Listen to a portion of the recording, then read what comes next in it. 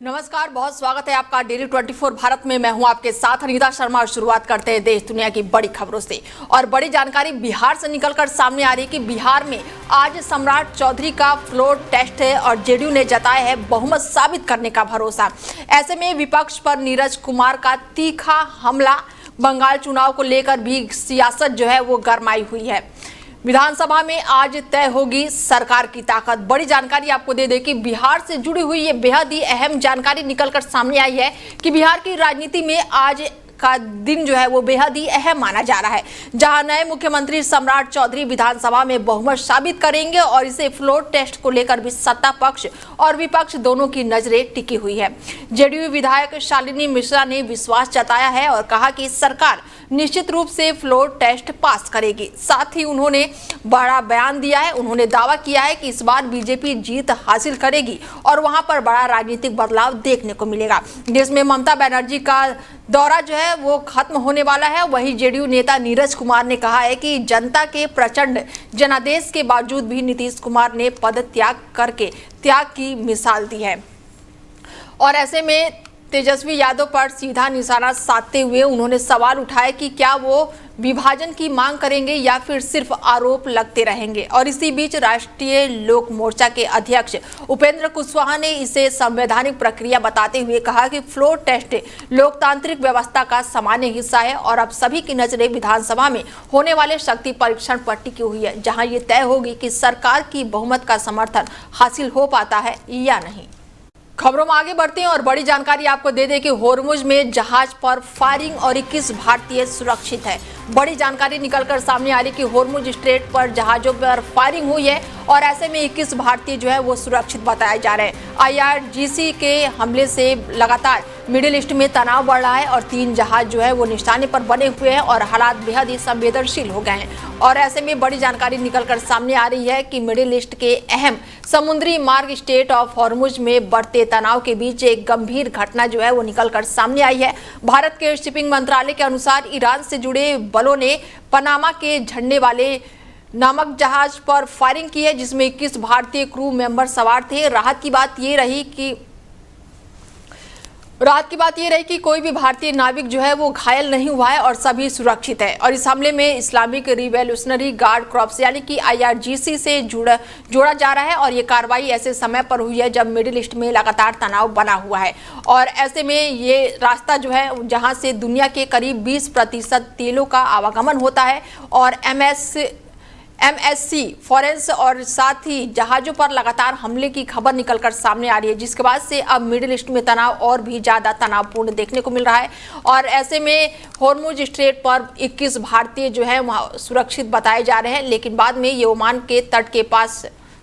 वहीं अमेरिकी राष्ट्रपति डोनाल्ड ट्रंप का बड़ा बयान निकलकर सामने आया है। ट्रंप का बड़ा बयान है कि परमाणु युद्ध से इनकार किया है और ईरान को सख्त चेतावनी दे डाली है। तेहरान विस्फोट के बाद से अब लगातार चिंता बढ़ी हुई है। अमेरिका ईरान वार्ता पर सस्पेंस बना हुआ है। बड़ी जानकारी आपको दे दें कि अमेरिका के राष्ट्रपति डोनाल्ड ट्रंप ने ईरान को सख्त चेतावनी दे दी है। तेहरान विस्फोट के बाद से लगातार चिंता जो है वो बढ़ी हुई है। मिडिल ईस्ट में बढ़ते तनाव के बीच डोनाल्ड ट्रंप ने ईरान को लेकर बड़ा बयान दे दिया है। ट्रंप ने साफ किया है कि अमेरिका इस संघर्ष को परमाणु युद्ध में नहीं बदलेगा, लेकिन साथ ही तेहरान को चेतावनी दी है कि वॉशिंगटन के साथ शांति समझौता का समय तेजी से खत्म हो रहा है। और ये बयान उस समय आया है जब तेहरान में विस्फोट की खबर निकलकर सामने आई है। हालांकि विस्फोट के कारणों का अभी तक खुलासा नहीं हुआ है और इसी बीच इजरायली सूत्रों ने संकेत दिया है कि फिलहाल इजराइल और ईरान पर कोई भी हमला नहीं कर रहा है। व्हाइट हाउस में बातचीत के दौरान ट्रंप ने कहा है कि परमाणु हथियारों के इस्तेमाल की कोई भी जरूरत नहीं है, क्योंकि पारंपरिक सैन्य ताकतों से ही ईरान को कमजोर किया जा चुका है। उन्होंने ये भी कहा है कि किसी को भी परमाणु हथियार इस्तेमाल करने की अनुमति नहीं मिलनी चाहिए।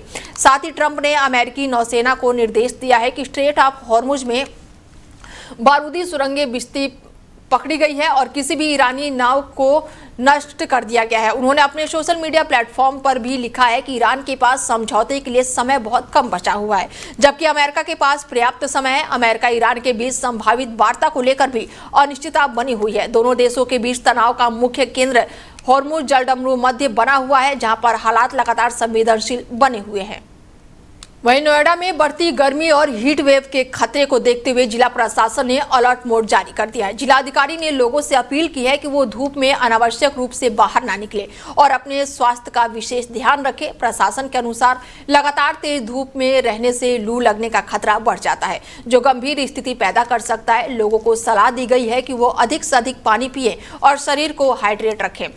हल्के और सूती कपड़े पहनने के साथ साथ बाहर निकलते समय छाता, टोपी और धूप और चश्मा जरूर लगाएं। साथ ही इसके अलावा ORS, नींबू पानी, छाछ और लस्सी जैसे तरल पदार्थों का सेवन करने की भी सलाह दी गई है, ताकि शरीर में पानी और जरूरी जो तत्व है उसकी कमी ना हो सके। दोपहर 12 बजे से 3 बजे के बीच घर से बाहर निकलने से बचने को भी कहा गया है।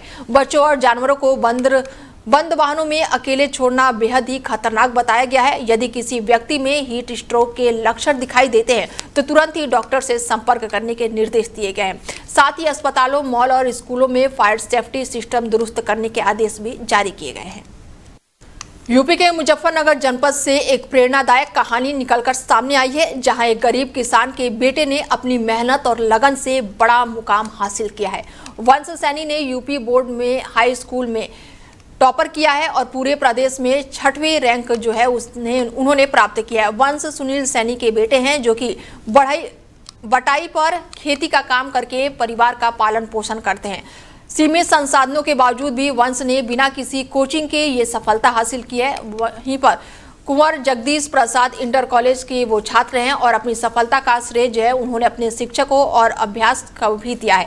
वंश का कहना है कि उन्होंने सोशल मीडिया से दूरी बनाकर पढ़ाई पर पूरा ध्यान दिया और परीक्षा के दौरान वो रोजाना लगभग 10 घंटे पढ़ाई करते थे, जबकि सामान्य दिनों में 2 से 3 घंटे पढ़ते थे। उन्होंने मेडल, प्रोसेस और साथ ही स्कूल शिक्षकों की मदद से अपनी तैयारी पूरी की है और खास बात ये रही कि उन्होंने गणित में पूरे 100 अंक प्राप्त किए हैं। वंश का सपना है इंजीनियर बनने का। उनके पिता का कहना है कि उन्होंने कभी बेटे से काम नहीं करवाया, बल्कि उसे पढ़ाई के लिए हमेशा प्रेरित किया और ये सफलता न सिर्फ उनके परिवार के लिए है, बल्कि पूरे जिले के लिए गर्व की बात है। इसलिए हमें बहुत खुशी है जी। कितना संघर्ष है उसका और किस तरह से आपने उसको पढ़ाया है? भाई मेहनत चलते ही अपना पढ़ाया है, उससे भी मेहनत करवाते हैं भाई। अपना पढ़ाई में ध्यान दे और कुछ काम नहीं करवाते हम उससे भाई। अपना पढ़ाई में ध्यान देता है जी वो। कितनी देर तक आपका बेटा पढ़ता था? कैसे कैसे तैयारी करता था पढ़ाई की? ये रात के 10 बजे लो पढ़ता था जी। अच्छा, क्या उम्मीद थी कि आज बेटा पूरे जनपद का और परिवार का नाम रोशन कर देगा? उम्मीद थी जी हमें, इससे पहले से ही नंबर बढ़िया आते जा रहे हैं इसके शुरू से ही। क्या नाम है आपके बेटा का? कौन से स्कूल में पढ़ता था? वंश सैनी। कितने बच्चे हैं आपके? 3 बच्चे हैं जी। कितनी खुशी? 2 लौंडिया है, 1 लड़का। मैं कुंवर जगदीश प्रसाद सनातन धर्म इंटर कॉलेज में पढ़ता हूं और मेरे जिला टॉप करने में मेरे स्कूल के टीचरों का बहुत अच्छा योगदान रहा। उन्होंने मुझे बहुत अच्छा पढ़ाया। कैसा लग रहा है जैसे पूरे यूपी में 19वीं रैंक आई है और जिला टॉप किया? बहुत अच्छा लग रहा है। बस मैं यही संदेश देना चाहूंगा कि पढ़ाई में अपना अच्छा ध्यान रखे, सोशल मीडिया में ज्यादा ना खोए। अच्छा, किस तरह से तैयारी की थी? किस तरह मेहनत की थी आपने? मैंने पिछले साल के मॉडल पेपर्स जो थे उन पे बहुत ज्यादा ध्यान दिया था और स्कूल के टीचर्स ने मेरे काफी हेल्प की थी। उन्होंने क्वेश्चंस बहुत अच्छे से समझाए थे मुझे। क्या ट्यूशन की तैयारी करनी पड़ी? स्टडी करते थे? मैं लगभग 10 आवर्स स्टडी करता था पेपर के टाइम पर और नॉर्मली 2 से 3 आवर डेली। पापा क्या काम करते थे? मेरे पापा खेती का काम करते हैं। परिवार का कैसा सपोर्ट रहा? परिवार ने मुझे कभी किसी काम के लिए नहीं कहा कि कोई अदर काम करो। मैं हमेशा अपनी स्टडी में अच्छे से ध्यान दे पाया। मेरे जो मौसी के लड़के हैं उन्हीं के पास में थोड़ा पढ़ता था, एक्स्ट्रा कोई कोचिंग नहीं ली मैंने। इसलिए हमें बहुत खुशी है। वहीं गाजियाबाद में अवैध निर्माणों के खिलाफ बड़ा अभियान चलाते हुए गाजियाबाद विकास प्राधिकरण ने सख्त कार्रवाई की। प्राधिकरण के उपाध्यक्ष नंद किशोर कालाल के निर्देश पर प्रवर्तन जोन यानी कि 1 और जोन नंबर 2 की टीम ने भारी पुलिस बल के साथ कई इलाकों में ध्वस्तीकरण और सीलिंग अभियान चलाया। जोन 1 की टीम ने खतौना स्कूल के पास स्थित खसरा संख्या 250 पर कार्रवाई करते हुए करीब 5000 वर्ग मीटर में हो रही अवैध प्लॉटिंग को ध्वस्त कर दिया। बिजली के खंभे, बाउंड्री वॉल और बनाई गई सड़कों को पूरी तरह से तोड़ दिया है और इसके अलावा ग्राम मोराटा में रैपिड रेल पिलर 660 और 661 के सामने खसरा संख्या 1133 पर बने 500 वर्ग मीटर के अवैध निर्माण को भी गिरा दिया गया। वहीं नूरनगर में अवैध रूप से संचालित धर्मकांटे को सील कर दिया गया है और ईडी प्रवर्तन जोन 2 की टीम ने भी बड़ी कार्रवाई करते हुए लगभग 18 बीघे में विकसित की जा रही अवैध कॉलोनी को जमीनों-दोज कर दिया। बुलडोजर से बाउंड्री वॉल, साइड ऑफिस और साथ ही सड़कों को भी ध्वस्त कर दिया गया है और पूरे क्षेत्र को सील कर दिया गया है।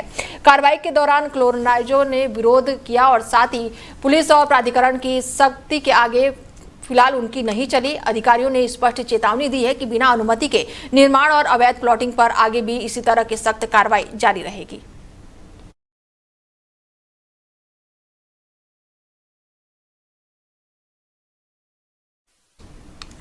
थाना भवन नगर पंचायत में लागू स्वकार प्रणाली को लेकर विवाद लगातार गहराता ही जा रहा है। बढ़ते विरोध के बीच पूर्व विधायक और राव अब्दुल बशीर व्यापारियों और स्थानीय लोगों के बीच पहुंचे, जहां उन्होंने उनकी समस्याएं सुनी और जल्द समाधान का भरोसा दिलाया। और इस दौरान लोगों ने नगर पंचायत प्रशासन पर मनमानी और गलत तरीके से टैक्स निर्धारण के आरोप भी लगाए। नागरिकों का कहना है कि प्रणाली के तहत टैक्स तय करने में भारी अनियमितताएं हो रही है। कई लोगों ने आरोप लगाया कि जिन घरों में बुनियादी सुविधाओं तक नहीं है उनसे भी पानी कर वसूल लिया जा रहा है। व्यापारियों के अनुसार शामली की अन्य नगर पालिकाओं में जहां पर टैक्स की दर लगभग 10 पैसे प्रति वर्ग फुट है, वहीं पर थाना भवन में इसे बढ़ाकर 60 पैसे प्रति वर्ग फुट कर दिया गया है, जिससे आम जनता और व्यापारियों पर अतिरिक्त आर्थिक बोझ पड़ रहा है। देखिए, हमारे सभी व्यापारी वर्ग के साथी हैं और जैसा मुझे संज्ञान में आया था कि हाउस टैक्स में गृह कर जैसा है और कमर्शियल टैक्स नगर पंचायत थाना भवन द्वारा बढ़ाया गया है, तो उसके संदर्भ में जो बढ़ोतरी की दर है उसके बारे में जो व्यापारी वर्ग है वो उससे रुष्ट है और नाराज़ हैं। तो इसी के संज्ञान लेते हुए मैं उनसे मिला हूँ। मेरे सब परिचित हैं क्योंकि मैं काफ़ी समय से यही हूँ और यही मेरा कार्य क्षेत्र रहा है, ये राजनीति का क्षेत्र है, ये मेरे अपने लोग हैं, सब घर के लोग हैं। तो एक घर के व्यक्ति के हिसाब से और एक राजनीतिक दल के हिसाब से, क्योंकि हम एनडीए का हिस्सा हैं, सरकार में है, तो हम अपने नेता जयंत चौधरी जी को अवगत कराएंगे कि साहब इसमें जो दरें हैं हाउस टैक्स की या कमर्शियल टैक्स की वो इस कस्बे के, थाना भवन के कस्बे के लिहाज से बहुत अधिक है और जिलाधिकारी महोदय को भी अवगत कराया जाएगा।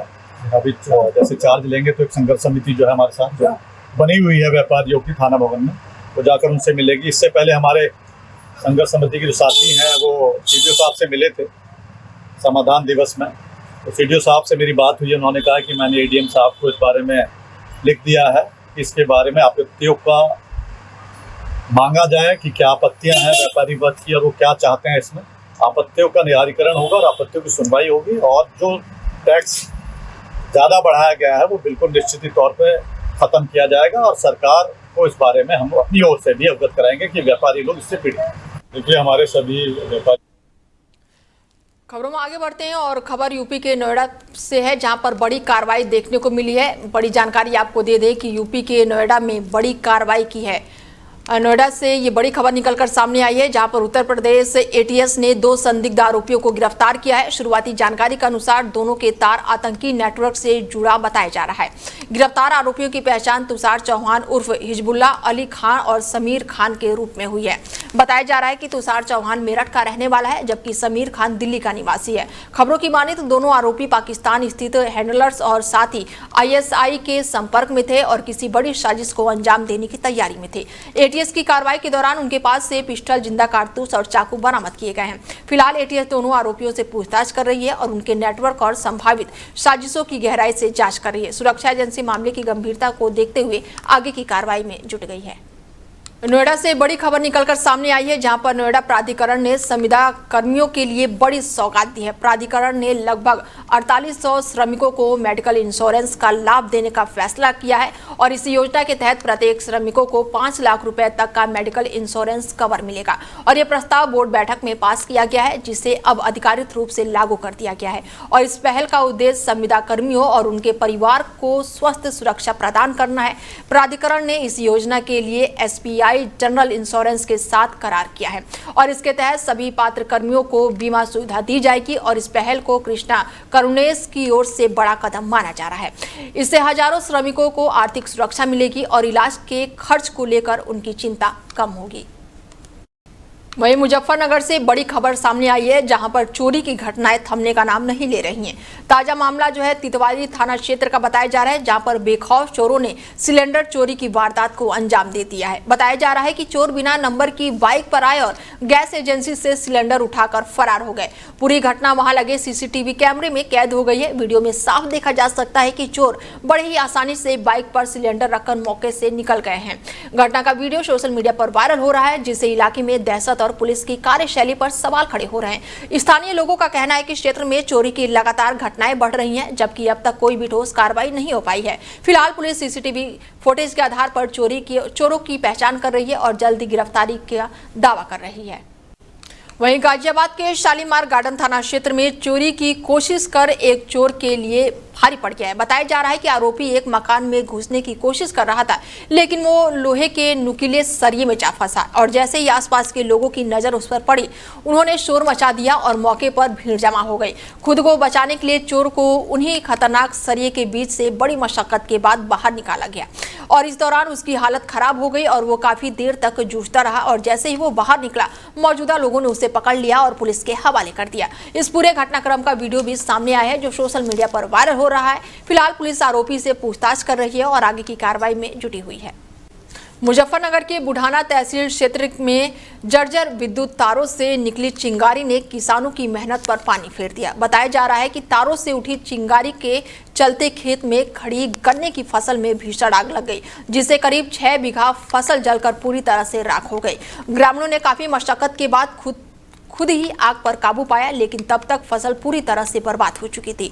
पीड़ित किसानों का कहना है कि इस हादसे में करीब 4 लाख रुपए का नुकसान हुआ है। उन्होंने विद्युत विभाग पर लापरवाही का आरोप लगाते हुए उचित मुआवजे की मांग की है। घटना के बाद भी तहसील प्रशासन के मौके पर न पहुंचने से ग्रामीणों में भारी रोष देखने को मिला। फिलहाल ग्रामीणों ने प्रशासन से जांच कर दोषियों के खिलाफ सख्त कार्रवाई की मांग की है।